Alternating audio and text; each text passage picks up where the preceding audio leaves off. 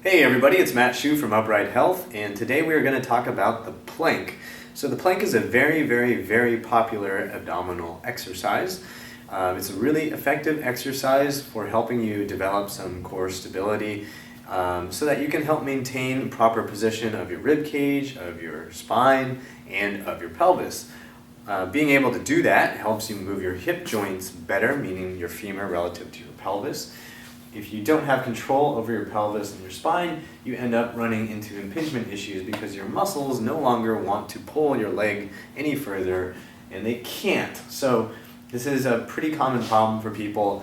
Once they start getting into a big lordosis here in the lower back, their pelvis goes out of position, their abs are so loose that they're no longer able to maintain proper position. You start running into impingement issues. So this is where you can see, I'm stuck. I'm literally stuck. This is as far as I can go. I feel tightness here, cramping here, and almost a pseudo pain coming into my adductors. So when we're looking at the plank, we want to think about how important it is to maintain proper position during the whole plank exercise. So the plank, in case you haven't seen it before, when you have the strength to do it fully, is done on the floor, and you want to do it so that your feet are pretty close together. I usually have people do them with your feet far enough apart that you aren't tempted to squeeze your feet in towards each other or squeeze your knees in towards each other, but you are able to keep your butt muscles squeezed.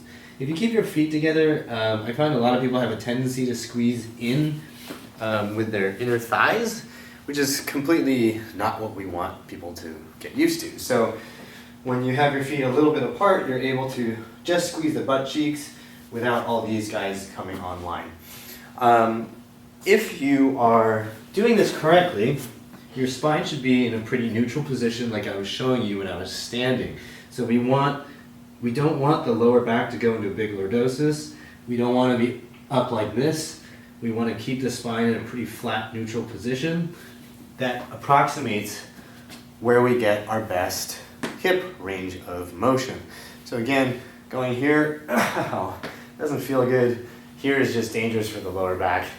So we don't want to practice either of those extremes. Now, many people, when starting to do abdominal training, cannot get down into the plank right away on the floor and achieve it correctly, right? They can't achieve correct spinal position.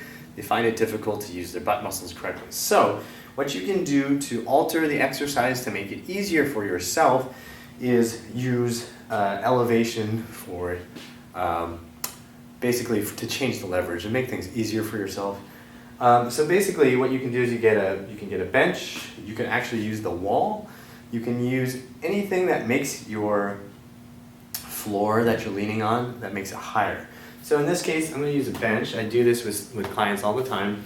Just stick a bench there, get the hands on the bench, and then oops, I had my feet too close, so I was squeezing my adductors in. So spread my feet apart a little bit, have my hands on here. I try to get the proper rib cage and spinal position, keep my butt cheeks squeezed, keep my abdominals engaged, and then I just stay here.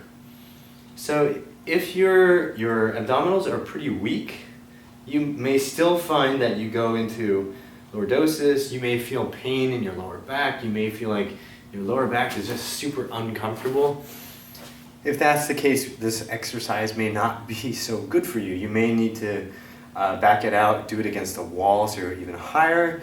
You may need to do some other easier abdominal exercises before you try this. But let's assume that you can do this without any pain. You get here, you get that lower back flat, you get your feet in the right position, you get your glutes engaged, make sure you're not squeezing with your adductors, and then you just hang out here. You can start with little rounds of 5 seconds. If that's super easy, that's good. Go ahead and bump it up to 15 seconds. If you can get to 30 seconds, even better. Once you can get to 1 minute, then you can go ahead and move to something lower. So generally, if I'm going from like the bench to the floor, if I can get a minute on the bench, then I can probably get about 15-20, at least 15-20 seconds on the floor. It's not a hard and fast rule. It is a different angle. It is a very different position. So You just want to try to master one level, then progress to the next level so that you can consistently and gradually challenge yourself with something that's within your reasonable performance limit.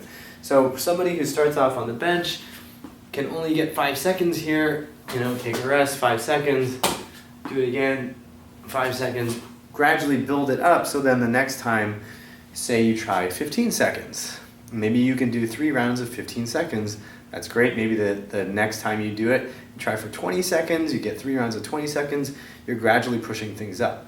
If you're starting here with 5-second rounds and you want to make it harder, your next step is not to go from 5-second rounds on the bench to trying to get 10-second rounds on the floor, right? If you do that, you're definitely going to fail, you're going to be discouraged, you're going to have risk of injury, you're going to have your back not feel so good. So make small incremental jumps. That's what we always preach in anything that you're doing.